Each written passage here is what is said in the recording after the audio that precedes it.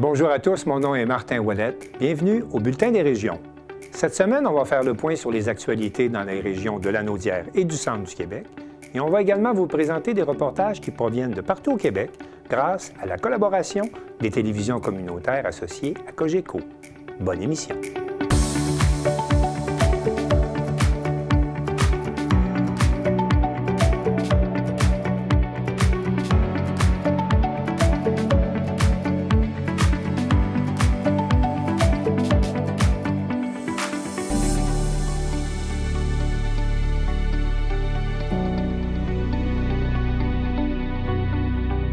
Au sommaire pour vous cette semaine.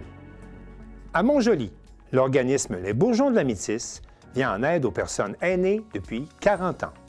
À Cap-Chat, les pompiers disposent maintenant de matériel de sauvetage pour les interventions en milieu isolé. À Joliette, plus de 70 exposants participent au salon 50+. À New Carlisle, c'est la 4e édition du rendez-vous annuel myco-gastronomique. À Notre-Dame-du-Rosaire, la 9e édition de la course aux couleurs du Sud connaît un franc succès. À Vaudreuil, on célèbre Félix Leclerc avec un spectacle de Marie-Hélène Thibert. À Baie-Saint-Paul, lancement de la 9e édition du Festif à l'école qui présentera 26 artistes dans plus de 80 écoles partout au Québec. Mais pour commencer cette émission, faisons le point sur les dossiers d'actualité dans les régions de Lanaudière et du centre du Québec.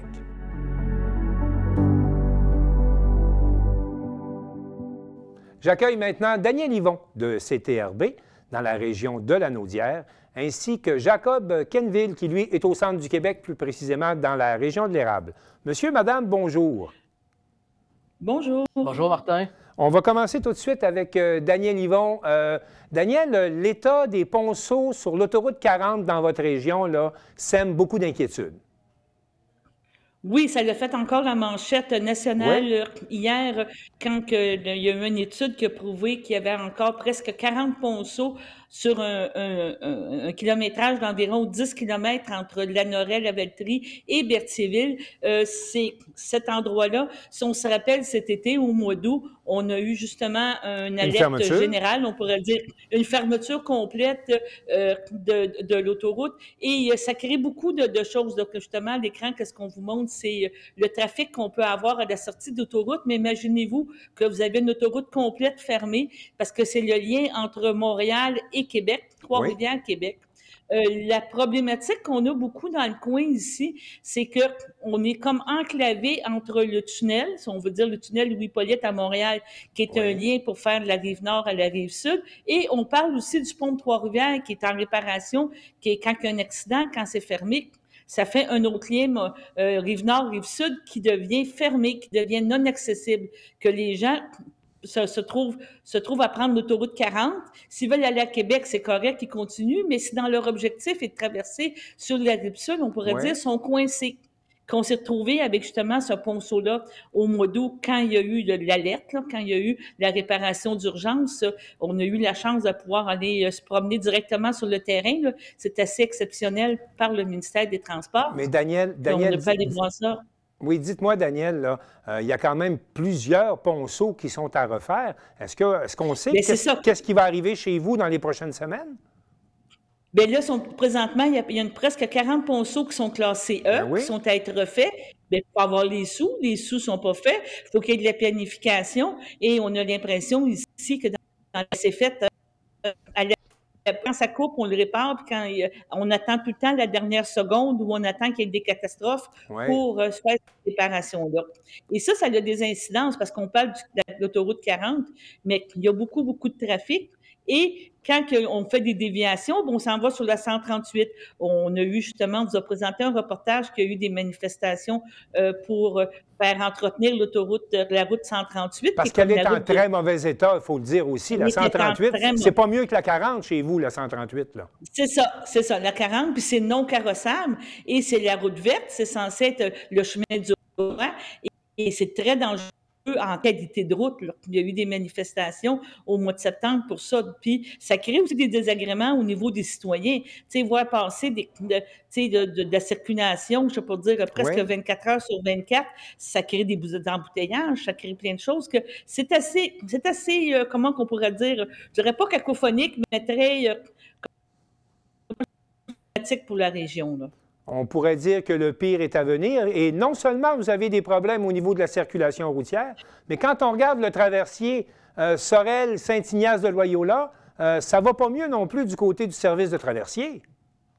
Non, ça va pas mieux. On a eu justement des avis la semaine dernière comme quoi qu'on aurait un bateau au lieu de 2 bateaux. Il faut Oui, expliquer qu'on a des traverses aux demi-heures et là, ils ont décidé de les mettre à l'heure à cause des entretiens mécaniques, en cause des qui prennent un oui, bateau. Nous autres, on est souvent l'enfant pauvre. Par contre, on est l'enfant qui crée le plus de revenus. La traverse est rentable. On sait très bien que c'est une des traverses les plus rentables parce que justement, encore là, c'est un lien entre la rive nord et la rive sud.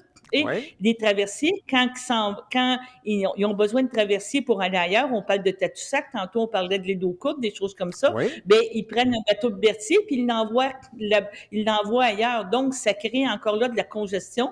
Les gens deviennent frustrés. Les citoyens, ça devient même un enjeu, je vous dirais, politique municipal. Les citoyens qui demeurent sur la route, qu'est-ce qu'on appelle, nous autres, le chemin de la traverse. On voit Oui. justement des photos. Bien, ils sont pas capables de sortir des maisons. Parce que l'usager, lui, pense que tu vas venir le couper. Ça crée des frustrations. On a même vu cet été des files d'attente qui allaient jusqu'à des ponts, parce que pour se rendre au traversier, il faut traverser 3 ponts. OK. Et tu n'as pas le droit de t'arrêter sur un pont, c'est illégal, mais il n'y a plus de place. Puis quand tu arrives, tu es résident, je suis résidente de Saint-Ignace, tu veux t'en aller chez vous, je dois couper la file, il y a des indications à terre là, comme des Oui. quadrillages, mais c'est pas Permettre aux tout le gens de monde qui est prêt à passer. laisser sa place. C'est ça, mais c'est pas tout le monde qui est prêt à laisser sa place, qui comprend pas que moi, je suis citoyen et que je veux, qu'il y a même une page Facebook, Arrêtons le chaos. Tu sais, c'est, là, avec un bateau au lieu de 2 bateaux, ben, ça crée encore plus de chaos parce que il y a beaucoup de transports routiers, là, comme on dit, les 10 roues, des choses comme ça. On a une Oui. compagnie on pourrait dire environnementale, là, qui fait la collecte des déchets, OK. mais elle passe de Berthier, elle s'en va à Sorel, que ces camions de vidange, là, ils passent régulièrement, là, sont dans les priorités quand tu arrives au bateau, là, que si tu te retrouves avec 4-5 camions, 4-5 10 roues qui veulent traverser, ben toi, comme passager, tu ne passes pas, là, ils vont passer ces clients-là, là, parce qu'ils sont payants. Daniel, est-ce qu'on a des informations qui proviennent de la Société des traversiers du Québec sur votre situation? Est-ce qu'il y a des réactions officielles qui ont été données face à la situation que vous vivez? Parce que je sais qu'un comité où justement il y a des gens de Saint-Ignace, il y a des OK? comités, il y a des rencontres avec la Société des traversiers du Québec, mais il n'y a rien qui bouge. Tu sais, ils ont fait un agrandissement Bon. de l'aire d'attente après la guérite, mais elle n'est pas utilisée. Justement, en plus, demain soir, il va y avoir une rencontre d'information parce qu'ils veulent refaire le quai. On Et parle de encore là, c'est jeudi sûr que ça 16 va... octobre, là. Demain soir, c'est C'est ça, jeudi 16 exactement. octobre, OK? Oui. C'est ça. Et qu'est-ce qu'on sait? C'est qu'il va sûrement avoir des protestations. C'est impossible qu'il n'y ait pas de ce sujet-là, que les gens soient fatigués, tannés. Ils n'investissent pas en termes de personnel, en termes d'efficacité. C'est vraiment difficile, là. Puis je pense que c'est un dialogue de sourds, là. Alors, et pour ajouter Ils à veulent tout pas payer. ça, mais pour ajouter à tout ça, il y a des problèmes sur l'autoroute 40, il y a des problèmes avec les services de traversier. Puis là, on apprend également qu'avec le bas niveau d'eau dans le Saint-Laurent, il y a des problèmes au niveau de la circulation fluviale. C'est vraiment le trio parfait Bien, chez c'est ça. vous, là. C'est le trio parfait. Oui, c'est ça. Là, on a eu la confirmation hier, mais que j'avais des images que les quais sont à sec. On a eu des apparitions Ben oui. d'îles qu'on ne connaissait pas dans le fleuve. Ça crée beaucoup au niveau de l'érosion des berges parce que les bateaux ils essayent de penser pareil. Il y a le poids des bateaux quand ils passent sur le fleuve pour pouvoir se rendre à Montréal, se rendre au quai. Là, qu'est-ce qu'on sait? C'est que la Commission des Grands Lacs a autorisé une ouverture des barrages au niveau du lac Ontario. Ça va prendre 2-3 jours, 4 jours avant de se rendre Pour on pourrait monter les dire, au niveaux lac d'eau. Saint-Pierre.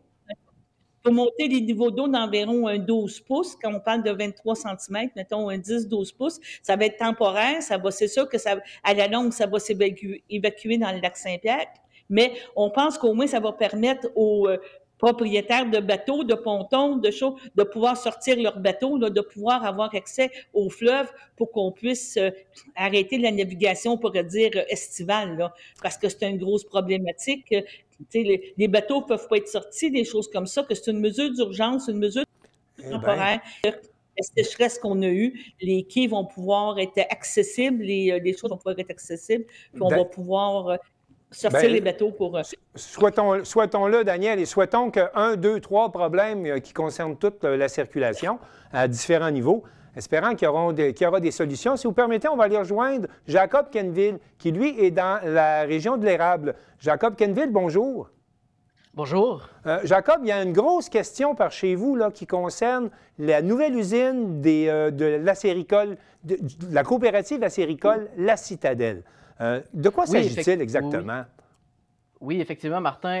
En fait, la coopérative acéricole La Citadelle a récemment fait la demande pour pouvoir ouvrir une usine d'embouteillage de leurs produits.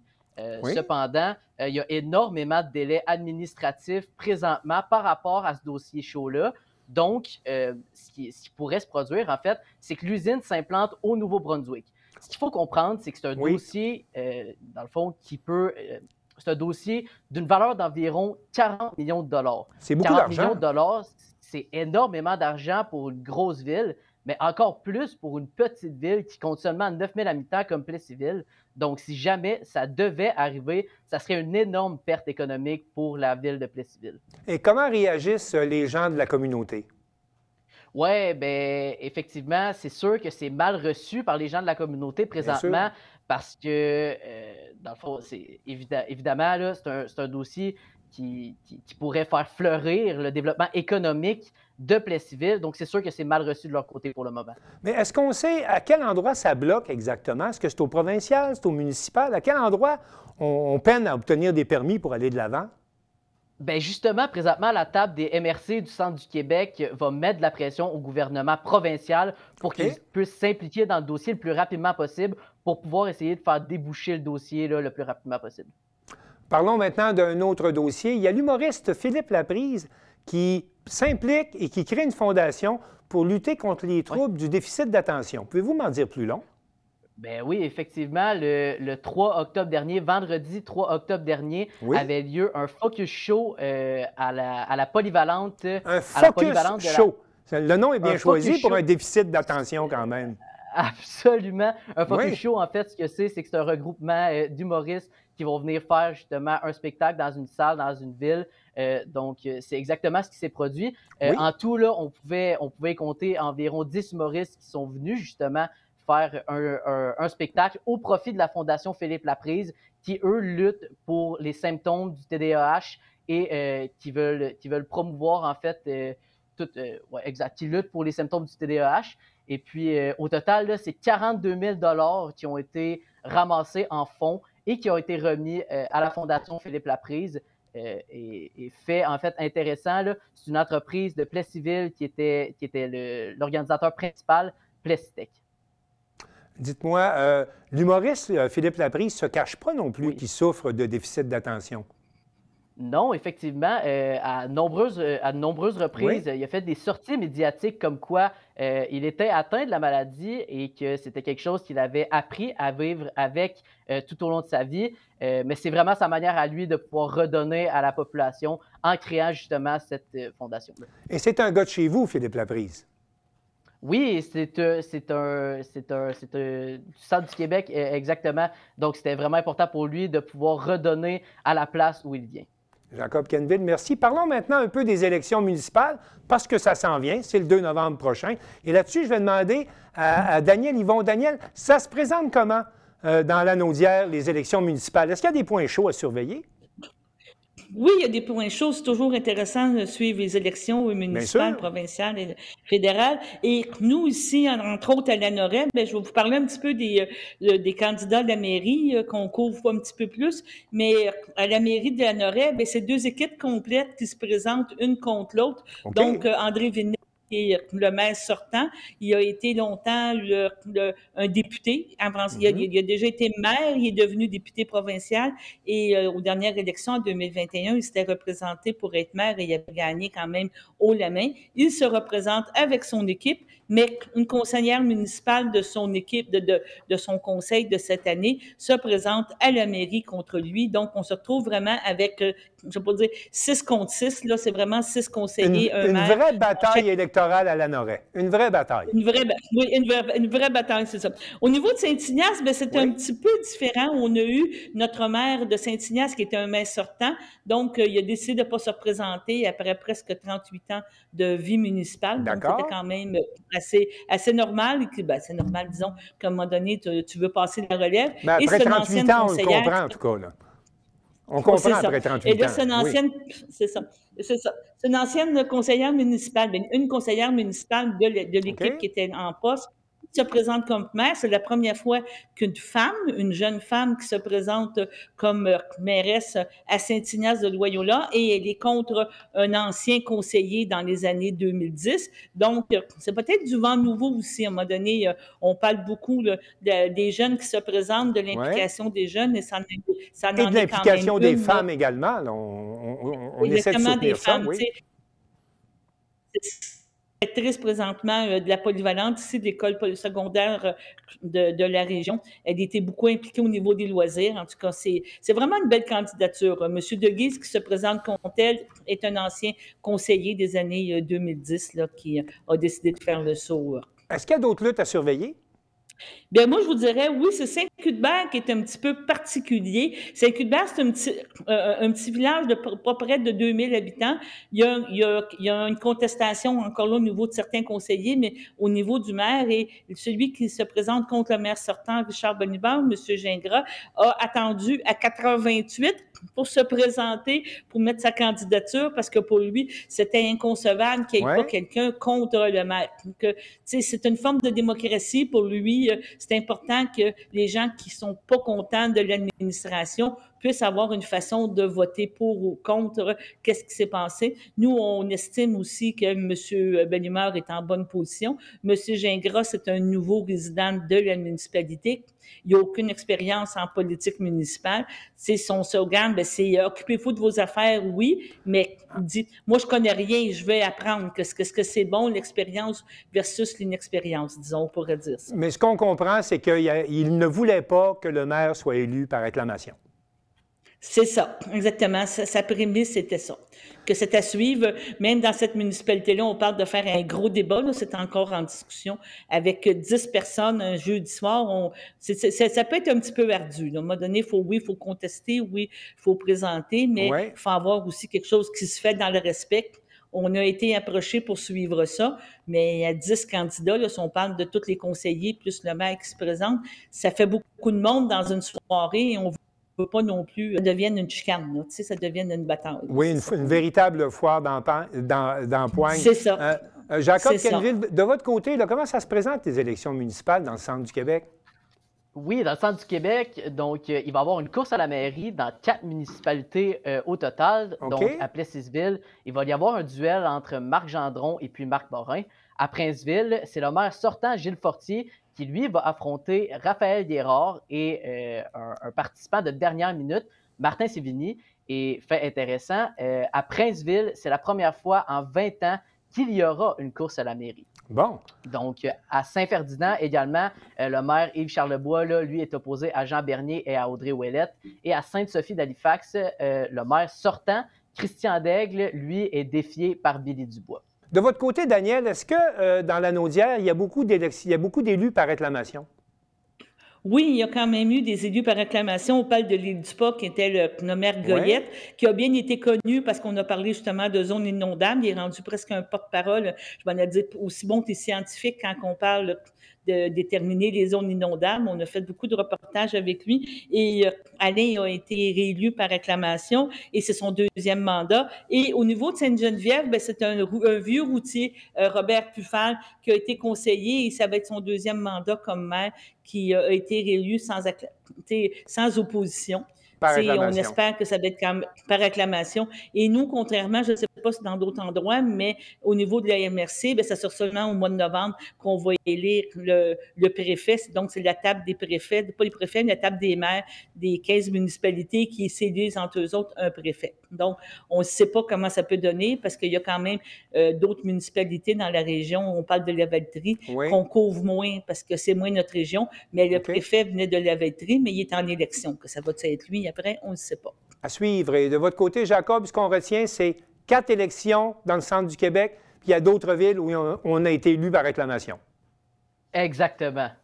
Alors, sur cette tournée de vos actualités et de la situation sur les élections municipales chez vous, je vous dis merci beaucoup et à bientôt. Merci. Bye-bye.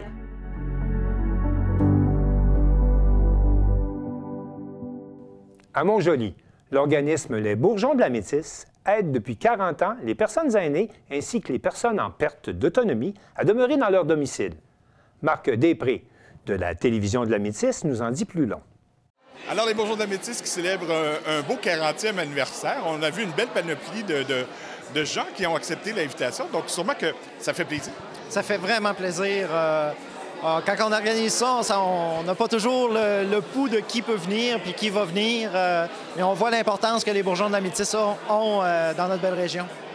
Et à ce moment-là, peut-être pour les gens de la maison, les Bourgeons de la Métisse, on fait quoi exactement? Dans le fond, c'est une entreprise d'économie sociale en aide à domicile, donc une ESAD. Nous, on fait de l'entretien ménager, préparation de repas, on fait des commissions pour la clientèle. On offre aussi le service de préparation de repas, comme je l'ai dit, de soins d'hygiène. Donc, c'est des services qui sont des clients qui sont référés par le CIS de la Métisse. Puis, eux autres, ils nous achètent des services de soins. Donc, nos employés qui sont formés pour donner les soins vont aller accompagner les gens pour leur hygiène personnelle. Ça va être surtout de l'assistance à la personne. Donc, on s'assure que la personne n'achute pas, mais qu'elle est assez autonome pour entrer dans le bain ou dans la douche. Puis, on va l'aider pour faire les parties non atteignables, les cheveux, le dos, les jambes. On va l'aider aussi à l'habillement. Et le tout en réussissant à faire cela à des prix vraiment très bas pour que ce soit accessible à tout le monde. Oui, dans le fond, nous, on est subventionné par une subvention de la Régie de l'assurance maladie du Québec. Eux vont évaluer, quand on va faire la demande pour le client, vont évaluer le coût de service selon les revenus familiaux total. Donc, si c'est un couple, ils vont prendre les 2 revenus. Puis nous, avec ça, on a un coût de service initial. On soustrait cette subvention-là. Donc, c'est des prix moindres pour ces personnes-là. Et à ce moment-là, donc, on a vu plusieurs personnes qui ont pris la parole. Donc, sûrement de voir que tous ceux-là ont des bons mots. Et souvent, ce sont des personnes qui ont même travaillé avant, qui maintenant s'impliquent. Oui, exactement. Je pense qu'on est vraiment des bons employeurs. Du moins, je le crois. Donc, oui, j'ai un CA magnifique. J'ai 3 anciens employés. J'ai 3 personnes qui reçoivent les services même des Bourgeons de la Métisse. Ils sont au courant de l'organisme parce qu'ils ont travaillé pour. Fait que c'est un plus pour un organisme comme nous d'avoir des gens qui ont connu le terrain pour pouvoir poursuivre la mission. Et les élus qui ont pris le temps de remercier le président, entre autres, en lui remettant une plaque.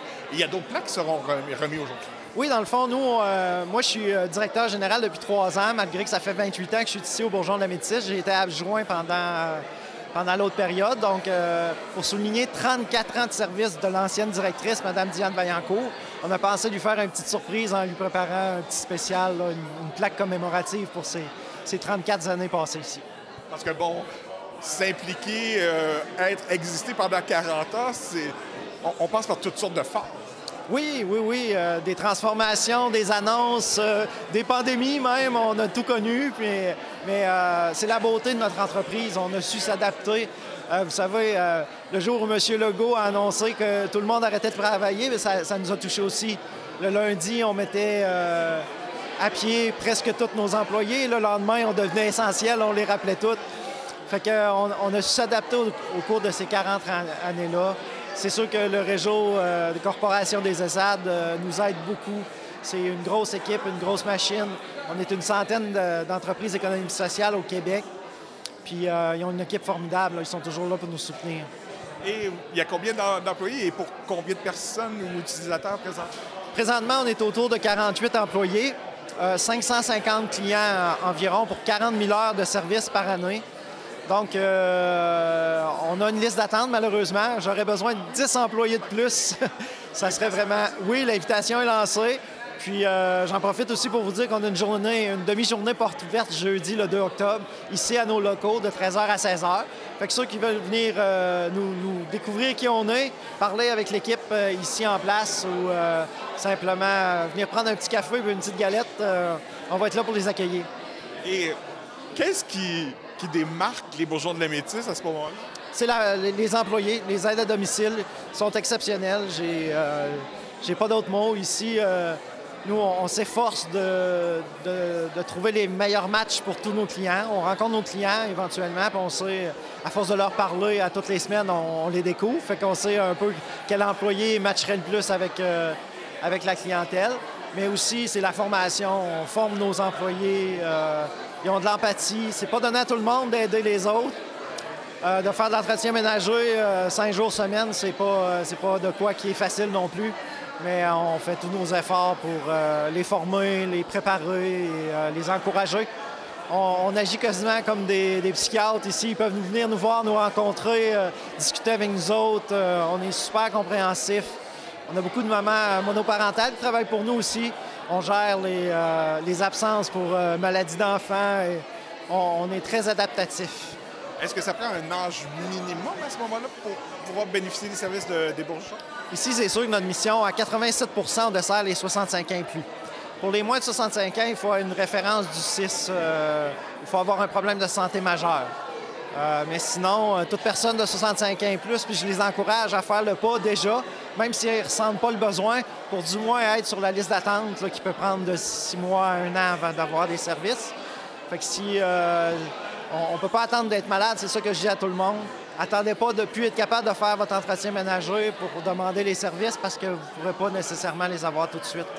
Donc, on dit un gros merci, donc, 1, à vos employés et 2, à votre clientèle aussi. Oui. Une clientèle merveilleuse, une région magnifique. Puis j'encourage tout le monde qui aimerait donner à ces gens-là à venir postuler pour un poste d'aide à domicile. Et qu'est-ce qu'on se souhaite pour les 40 prochaines années? Plus d'emplois, plus d'employés. C'est le nerf de la guerre, oui, comme partout. Oui. Bien, merci. Merci.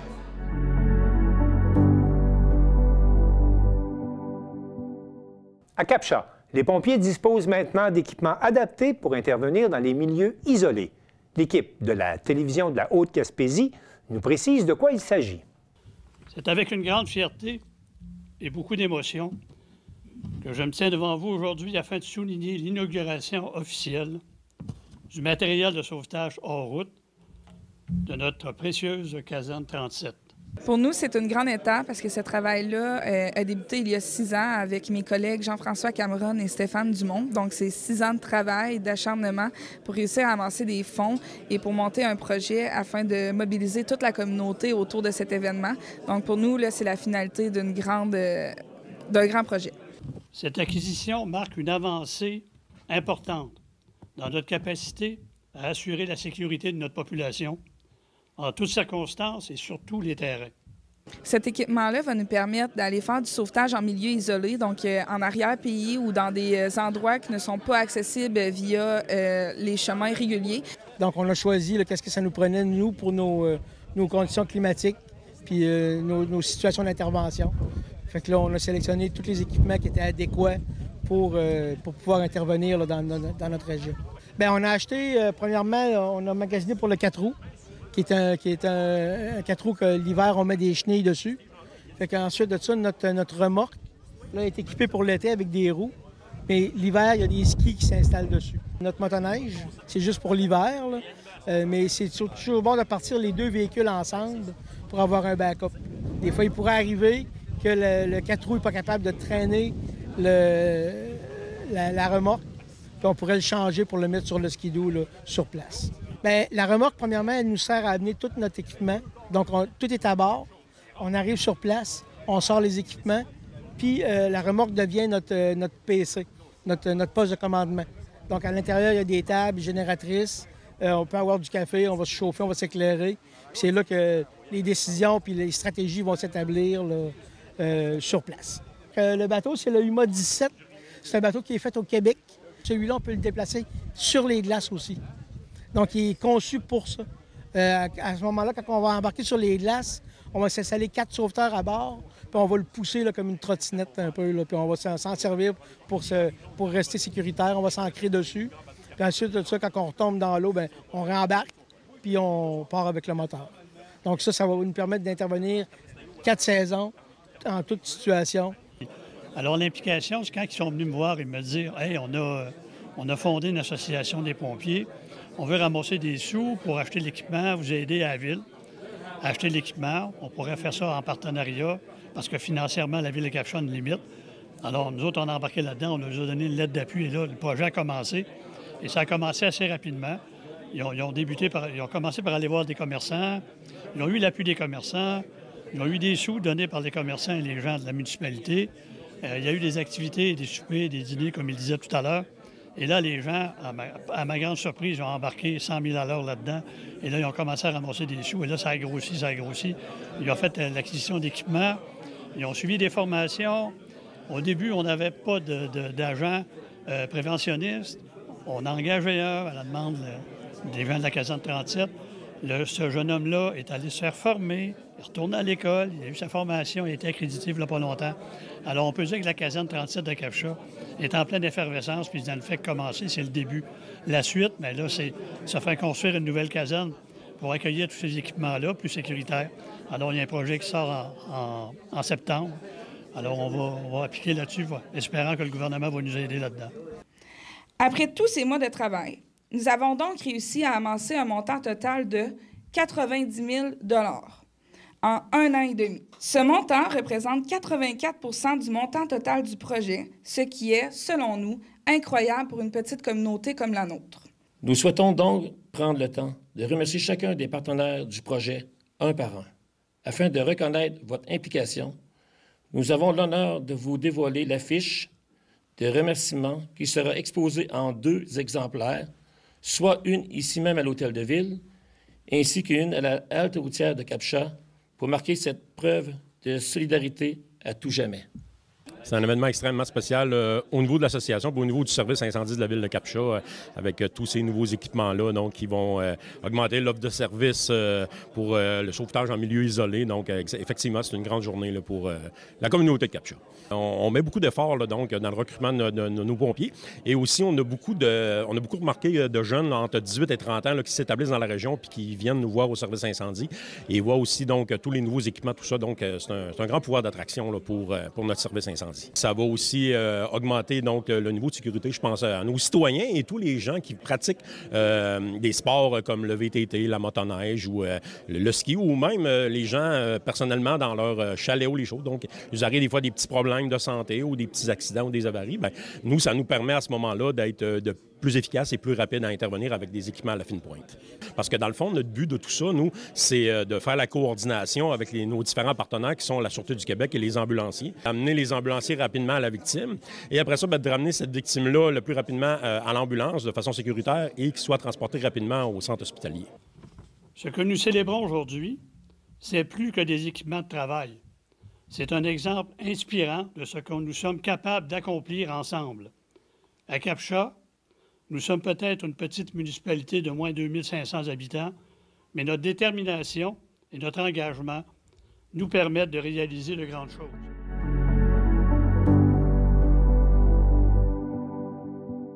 Danny Bérubé de CTB-TV était au salon 50+ à Joliette, où il a rencontré, entre autres, Marie-Josée Taillefer. On écoute son reportage. Les 26 et 27 septembre dernier, les Galeries Joliette ont accueilli le salon 50+. Plus de 70 exposants étaient réunis afin de présenter une variété de produits et services destinés aux visiteurs. L'événement a également proposé une programmation de conférences animée par des personnalités reconnues, dont le pharmacien Chantal Lacroix, Sébastien Buisson, directeur adjoint des habitations Bordelot, ainsi que Marie-Josée Taillefer. Sur place, nous avons rencontré plusieurs exposants pour en apprendre davantage sur les services offerts à la population. L'Association coopérative d'économie familiale, c'est quoi au juste? En fait, c'est un organisme à but non lucratif. Nous, on est là, il y a 2 principaux services à la CEF. On est là pour tous les Lanaudois, soit pour les aider dans leurs finances personnelles ou encore dans les aider au niveau de la consommation là, de biens et de services. Donc, finances personnelles, Nathalie, tu peux nous expliquer? Les budgets, c'est quoi? Moi, je vois aussi le budget, puis les crédits. C'est pas juste. Au niveau de la consultation budgétaire, ce qu'on fait, c'est qu'on reçoit des gens à nos bureaux ou en virtuel pour ceux qui n'arrivent pas à se déplacer. Ce qu'on fait, c'est qu'on fait le tour des finances personnelles de la personne. C'est privé, ça, j'imagine? Absolument. Oui, c'est gratuit et c'est confidentiel, effectivement. Moi, je vois là, les droits de la consommation. J'ai une question là-dessus. Moi, je viens de m'acheter un frigo. Puis là, j'ai des problèmes avec mon frigo. Qu'est-ce que je fais là? Il me dit, ah non, vous êtes plus à garantie. Ah oui, je suis la garantie. Non, je suis plus. Ah, là, je viens sans connaissance. Qu'est-ce que c'est quoi mes droits? Vous nous appelez. Nous, à la CEF, il n'y a pas d'avocat. Sauf qu'on peut vous donner de l'information juridique. Donc, on va vous dire, quand on est face à un problème comme ça, qu'est-ce qu'il y a à faire? C'est quoi les démarches? C'est quoi vos recours? C'est quoi les portes qui sont là devant vous? J'aimerais savoir, c'est quoi, au juste, Albatros? Albatros Lanaudière, c'est un organisme sans but lucratif qui accompagne les personnes en fin de vie à leur domicile, qui accompagne aussi les endeuillés. On offre aussi le répit pour les proches aidants. On va aussi offrir les formations pour devenir bénévole, mais aussi pour un proche aidant ou n'importe qui veut apprivoiser le côté de la fin de vie et le deuil. La formation est gratuite, mais tous nos autres services sont gratuits aussi.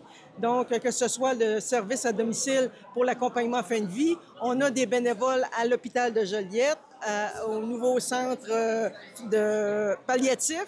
On en a aussi à l'hôpital de Le Gardeur. Et dans beaucoup de CHSLD, on a des bénévoles qui sont là pour accompagner les gens en fin de vie, puis accompagner leur famille aussi. Hey, je suis avec Guillaume de Forêt de la Seconde Vie. On s'est déjà vu, Guillaume. On a fait une émission chez toi. Tu es ici présentement au Salon des 50+. Explique-nous exactement, qu'est-ce qui se passe chez vous? Oui, bien, Forêt de la Seconde Vie a évolué. Depuis la dernière fois qu'on s'est vu, donc on est rendu une entreprise de services funéraires éco-responsable complet. Donc, ce qui veut dire, c'est que, bon, du moment d'un décès, d'un défunt, on peut s'occuper de A à Z jusqu'à l'enracinement dans la Forêt de la Seconde Vie. Donc, ça a évolué. Je crois qu'on s'était rencontrés, c'était de son vivant, on se préparait, on plantait notre arbre.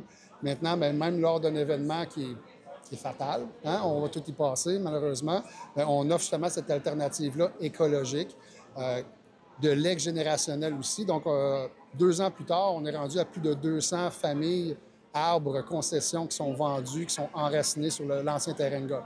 Fait que c'est ça, vous autres, vous êtes à Sainte-Sophie. Et ce que vous faites, les gens se font incinérer, puis vous les mettez en terre, puis vous transplantez un arbre par-dessus, c'est ça? Exactement. Parmi 5 zones forestières, 25 essences d'arbres au choix.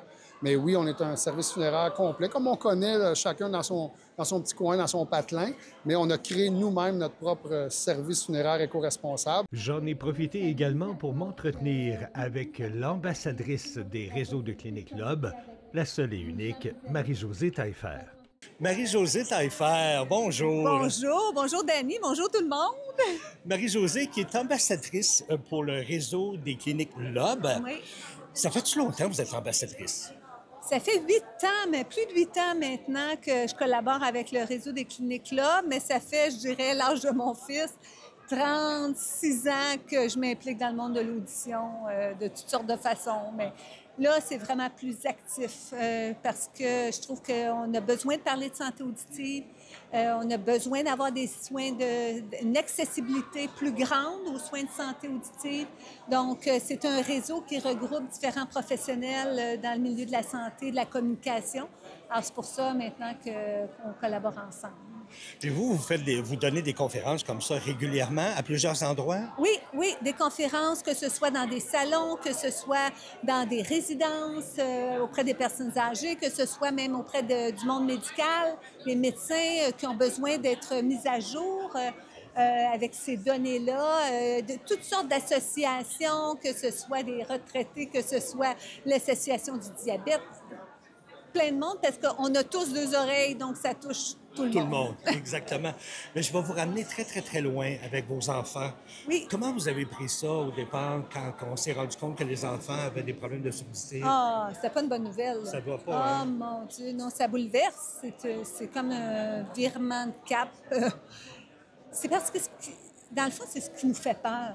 Tu sais, nous, il n'y en avait pas dans nos familles, donc c'est l'inconnu. Puis même encore aujourd'hui, je remarque que l'audition, on ne connaît pas ça tant que ça. C'est pas un sens, on n'est pas porté vraiment... tu sais, on valorise beaucoup les yeux. Puis on dirait qu'il faudrait porter la même attention sur nos oreilles, mais les oreilles, ça marche tellement bien, ça paraît pas que souvent on oublie ce sens-là. Donc, nous, quand ça nous a frappés, c'est sûr que ça nous a bouleversés, mais ça n'a pas été long qu'on s'est dit, bien là, c'est notre les réalité. manches, puis Vraiment. Parce qu'on leur rend pas service. Ils ont un handicap, mais si on les handicape davantage en n'acceptant pas la situation, on n'avance pas personne. Fait que René et moi, on s'est dit, bien, on va tout faire pour les aider. Puis c'est là que le début, puis c'est là que tu commences à voir la lumière au bout du tunnel, parce que tu vas chercher de l'aide avec des gens qui connaissent ça. Bien, écoutez, on voit par votre famille qu'on peut être tout à fait normal, même si on a des problèmes de surdité. Exactement. C'est ça qu'on ne sait pas au début. C'est ça qui nous fait peur. Puis même quand on a une petite surdité, on est porté à grossir la situation. On dit « Oh mon Dieu, je suis en train de devenir sourde, qu'est-ce qui m'arrive? » Mais il y a des solutions aujourd'hui. C'est ça qu'on ne sait pas. Puis il faudrait qu'on nous le dise. Et en terminant, quel conseil donneriez-vous aux gens pour le soin de nos oreilles, justement? 2 choses. Oui. Prévenir, guérir. Prévenir, quand il y a des sons forts, on essaie de s'éloigner de ces sons-là. Quand on n'a pas le contrôle, on essaie de protéger nos oreilles. Je pense à une personne qui travaille dans un milieu bruyant, n'a pas le contrôle. Donc, protection, bouchon, coquille. Et si on voit qu'on a commencé à avoir des petits soucis, des interrogations, on va consulter, on va passer des tests. Puis après ça, bien, on est pris en charge puis on est aidé. Écoutez, merci infiniment de nous avoir offert ces quelques minutes-là. Ça va faire un grand plaisir.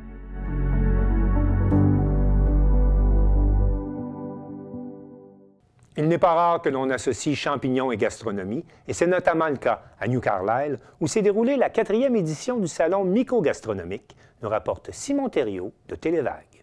Le 5 octobre dernier, les mycologues amateurs de la Gaspésie se sont donné rendez-vous à New Carlisle pour la 4e édition du rendez-vous annuel mycogastronomique. Jessica Gauvin, présidente de la Société Myco Nouveau-Brunswick, y était à titre de spécialiste invité, apportant son expérience précieuse à l'événement. J'aide avec regarder les champignons et de les mettre dans les groupes. C'est quoi un peu ta spécialité Je spécialise dans les champignons toxiques, les champignons lamelles, les champignons coprins et les amanites. Okay. Puis ton groupe au Nouveau-Brunswick, c'est-tu un peu comme le groupe de la mycologie de la baie des Chaleurs ou c'est différent? C'est un peu le même, un peu différent.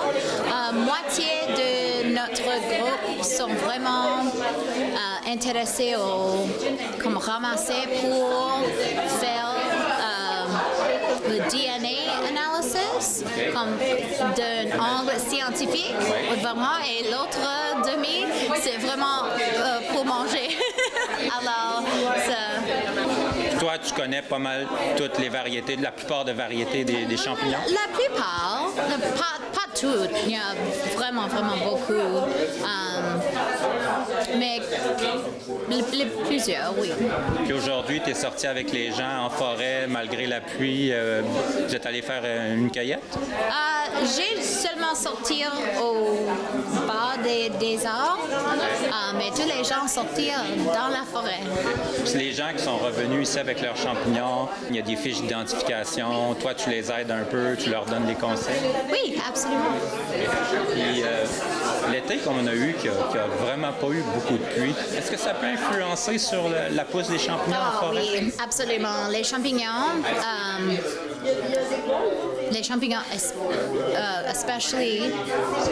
spécialement les champignons qui poussent dans le terre, besoin de beaucoup d'eau.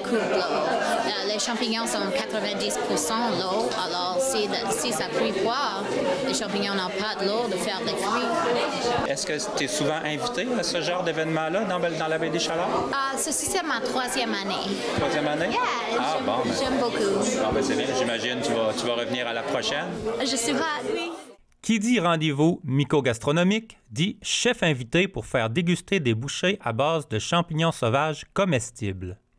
J'ai rencontré Sylvain Sainte-Croix, chef propriétaire du Jack Crusoe Bistrot Traiteur Rural. C'est un resto qui est spécial, qui est vraiment basé sur les poissons grillés et les viandes braisées, tout emballé sous vide. Puis aujourd'hui, tu as une invitation spéciale. Oui, on m'a approché pour travailler avec des champignons, ce que je travaille rarement dans mon bistrot. Et j'ai fait une béchamel aux champignons, vin et fromage, avec des champignons aussi sautés et tout ça présenté dans une pâte feuilletée. Donc, ça a suscité ma créativité, puis j'ai bien aimé ça. Ça a quand même l'air bon.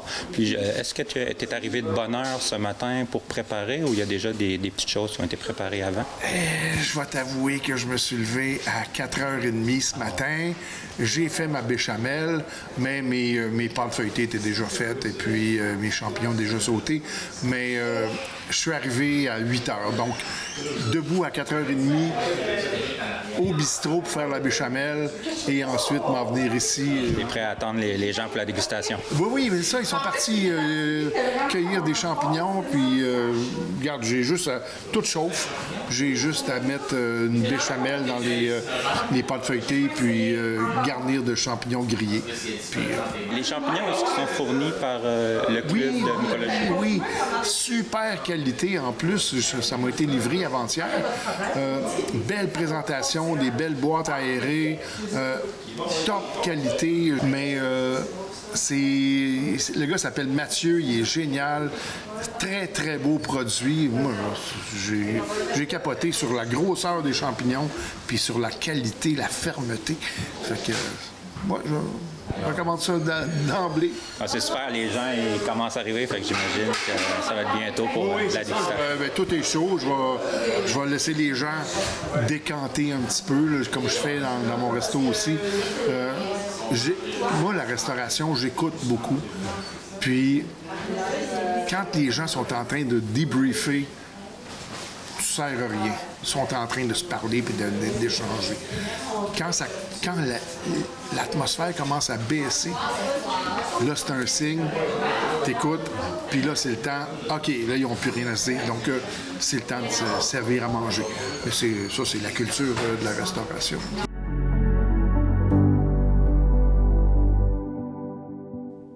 La 9e édition de la course aux couleurs du Sud, qui s'est déroulée à Notre-Dame-du-Rosaire, a permis d'amasser des fonds pour soutenir la santé mentale des jeunes, nous rapporte Mario Lacombe de CEMA TV. Samedi, sous un beau soleil et un paysage automnal féerique, se déroulait la course aux couleurs du Sud à Notre-Dame-du-Rosaire. Madame Lisanne Tanguay du Centre d'aide familiale de Montmagny nous en parle. En fait, la course aux couleurs, elle est là pour permettre aux gens de, premièrement, se regrouper, se rassembler autour d'un événement qu'on veut festif, accessible, familial, mais aussi agréable et, je vous dirais, avec une notion en nature. Madame Tanguay nous explique maintenant comment seront réparties les sommes d'argent recueillies durant cette journée. En fait, cette année, le comité organisateur a décidé que les sous serviraient à soutenir la santé mentale positive des jeunes et de sa communauté. Donc, ce qu'on souhaitait, c'était de rassembler des organismes qui ont comme vocation de soutenir la santé mentale dans le milieu. Donc, on a quelqu'un de Santé mentale Québec Chaudière-Appalaches, on a quelqu'un du Trait d'Union aujourd'hui, on a aussi une intervenante de l'Ancre, on a le travailleur de rue de la CDC qui est présent.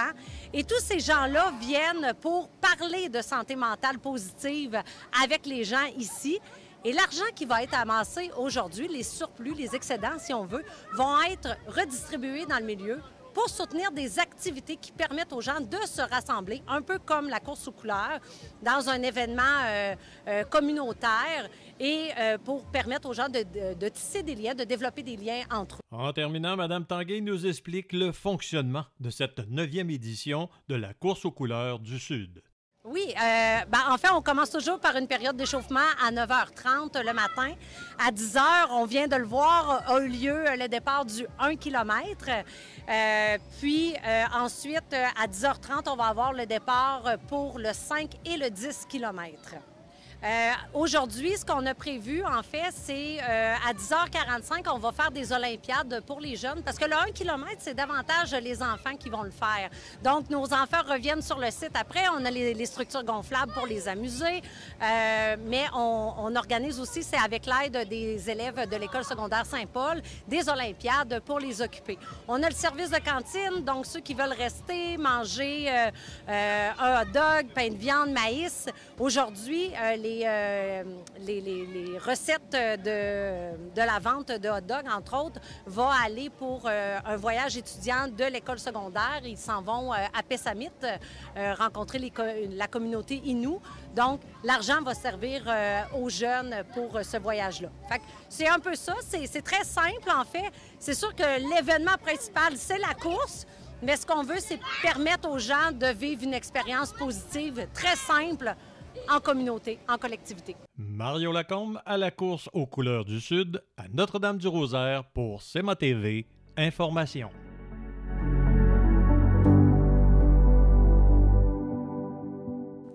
La mémoire du chansonnier Félix Leclerc est soulignée chaque année à Vaudreuil, là où se trouve la maison Félix Leclerc. Et cette année, c'est la chanteuse Marie-Hélène Thibert qui a donné un spectacle en l'honneur de ce pilier de la chanson francophone. Un reportage de Claudel Boutin de CSUR.tv. L'événement du 2 août, Célébrons Félix, a rassemblé plusieurs générations autour d'un même attachement pour la langue, la culture et la mémoire collective. Dans le cadre de cet hommage, Marie-Hélène Thibert a offert un spectacle empreint d'émotion, soulignant avec brio ses 22 ans de carrière. Comment on sent de venir chanter, en fait, des chansons de Félix à la maison Félix Leclerc?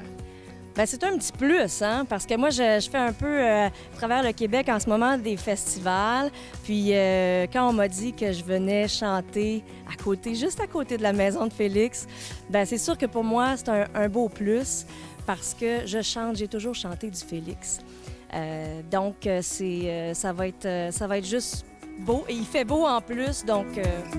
Bien, à chaque année, hein, entre le 2 août, qui est son jour d'anniversaire de naissance, et le 8 août, malheureusement, sa date de décès, on essaie, c'est le week-end entre les deux, de célébrer Félix chaque année. Donc, dans les dernières années, on a eu des gens qui sont revenus chanter de ses chansons, d'autres qui sont venus des artistes francophones. L'an passé, on avait eu plus dans le poète avec David Goudreau. Et cette année, Marie-Hélène Thibert, qui vient, qui est quand même une artiste francophone que les gens ont découvert en 2003, Star Academy, donc qui est très connue du public et qui va aussi nous faire que 2 chansons de Félix Leclerc aujourd'hui. Donc, je pense que c'est un honneur de la recevoir cette année. Bien, j'aurais pu en choisir d'autres. J'en ai 2. J'ai Le Tour de l'île de Félix, que je chante depuis mon premier album, parce que je l'ai endisquée, cette chanson-là. Et elle me suit encore beaucoup. On me la demande encore beaucoup. Et Le Petit Bonheur, parce que c'est une chanson que je chante depuis que j'ai, 5-6 ans. On partait en vacances là, avec ma cousine, puis on chantait ça dans l'auto. Tu sais, dans le temps, on n'avait pas d'iPad, d'iPhone, tout ça pour nous aider à faire la route. Donc, on chantait, puis on la connaissait par cœur. Donc, je me suis dit, hey, pourquoi pas me faire plaisir avec Le Petit Bonheur? 22 ans de carrière. Est-ce qu'il y a des moments dans cette carrière-là que vous faites, mon Dieu, ça m'est arrivé, cet événement-là ou cet exploit-là? Oui. En fait, je pense au World Best avec Wilfred. J'ai vécu quelque chose de bien gros. C'était un gros concours dans la francophonie. C'était à Cannes qu'on faisait ça, en France. Et puis, ça a été gigantesque. Là. On n'en revenait pas de vivre ça. Selon vous, c'est quoi le lien entre l'héritage artistique que Félix Leclerc nous a laissé et la culture du Québec présentement? Il y a tellement d'artistes aujourd'hui. On dirait qu'il y a eu, là, dans les dernières décennies, plusieurs artistes francophones, mais je trouve qu'aujourd'hui, à partir des années 2000-2010, il y a encore plus d'artistes francophones, des artistes de tous les styles, hein, que ce soit, peu importe, que ce soit du rap ou peu importe, qui va chercher autant des jeunes, des moins jeunes, des plus âgés. Donc, je pense que étant un pionnier, ayant un peu débroussaillé le chemin dans la chanson francophone, que la chanson francophone est importante. Puis sincèrement, je pense que c'est l'ancrage pour conserver notre culture et notre identité. Donc, ouais, je pense que c'est son héritage qu'il nous laisse.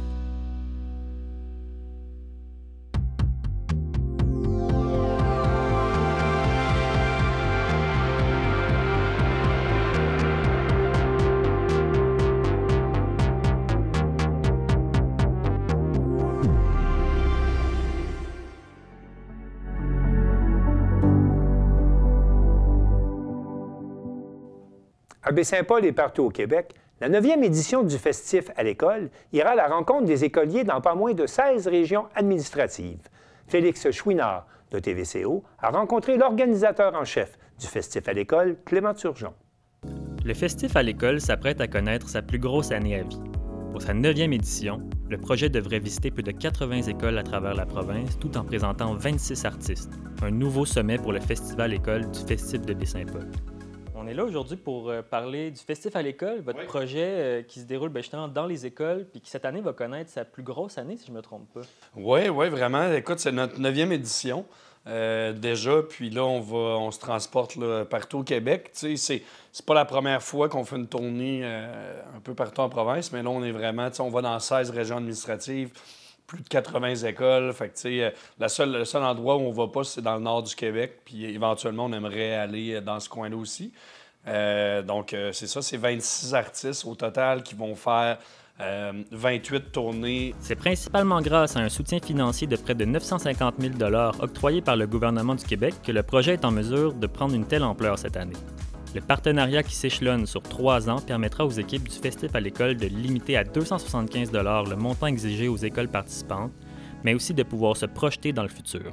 Ce qui est super, là, dans le fond, nous, l'enjeu qu'on avait souvent, c'était qu'on n'avait pas de financement récurrent pour le Festival à l'école. Je réussissais à trouver du financement à dernière minute pendant l'été, puis là, il fallait confirmer les artistes avant la rentrée scolaire, mais là, on est capable de voir sur le moyen terme. Avez-vous eu peur à certains moments pour le Festival École avec le climat de coupure dans la culture et dans l'éducation? Quand même, je te dirais. Oui et non. En fait, je pense, tu sais, quand on sent qu'il y a quelque chose qui peut fonctionner, je pense, je me disais, on va finir par sensibiliser le gouvernement, puis ils vont embarquer. Je voyais, tu sais, je suis beaucoup la politique quand même, puis le financement et tout ça, puis je me disais qu'il y a quand même dans les priorités du gouvernement, la jeunesse est importante.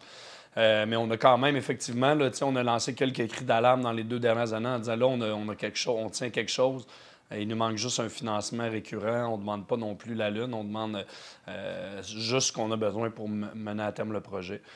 Puis là, je crains plus vraiment. Tu sais, le programme sur 3 ans, souvent, c'est un programme qui, théoriquement, si on fait bien les choses, on va pouvoir se faire renouveler dans 3 ans. Fait qu'on est très content avec ça. Là. Le projet est d'ailleurs très populaire. Pour les 80 écoles qu'ils visiteront cette année, c'est plus de 350 demandes d'inscription à travers la province. Avec ce grand rayonnement, le festival continue de garder une place de choix aux écoles de la région. Il y a toujours eu une place spéciale pour Charlevoix dans vos projets. Ben oui, tout à fait, tu sais, pour Charlevoix, puis évidemment encore plus pour Baie-Saint-Paul, qui est vraiment notre siège social, là, tu sais, c'est là, puis moi, je suis né à Baie-Saint-Paul, puis ça reste la priorité, là, tu sais, puis ça, c'est un projet, tu sais, c'est exceptionnel un peu qu'on aille partout au Québec. Notre objectif, c'est pas non plus de faire d'autres festivals à l'extérieur, là, ça, c'est vraiment dans le cadre scolaire, mais sinon, tout le reste, ça se passe à Baie-Saint-Paul. Pour Clément Turgeon, cette place centrale offerte à Baie-Saint-Paul fait partie de l'essence même du Festival École. À la base, là, le Festival École, je voulais retourner à mon école secondaire. J'ai dit, qu'est-ce qu'on pourrait faire avec l'école secondaire?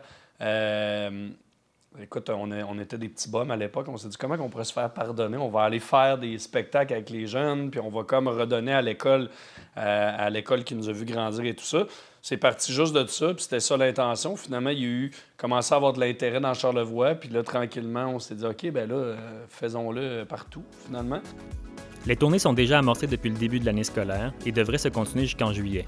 Avec un peu de chance, le partenariat de financement devrait pouvoir se perpétuer pour les années à venir, permettant à cette initiative bien de chez nous de continuer à rayonner à travers la province.